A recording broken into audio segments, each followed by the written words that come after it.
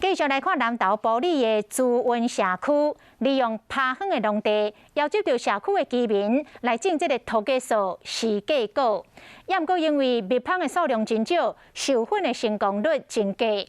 在专家的指导之下，社区的民众发现讲，利用这个狗舍，卖当来提悬到授粉的成功率。今年总算是顺利来收成了，将这社区的特色产业。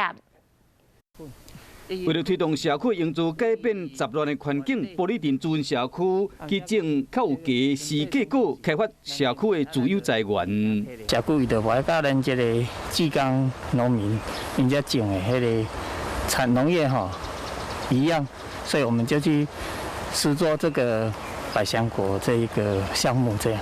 虽然四季果较有价，栽嘛真好睇。 一开始大家拢无经验，也过拢真用心伫种。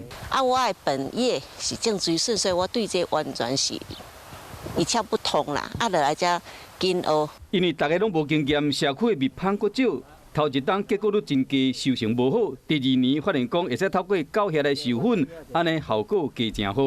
我们这边有一些蚂蚁，我们就 用蚂蚁去把它沾那个花粉来做这个果实的授粉，这样。因为大家真拍拼经营这片果子园，将本来趴远的农地变成真清气的果子园，居民嘛拢利用时间来顺顺看看咧，为口草为整理，大家拢做甲真欢喜。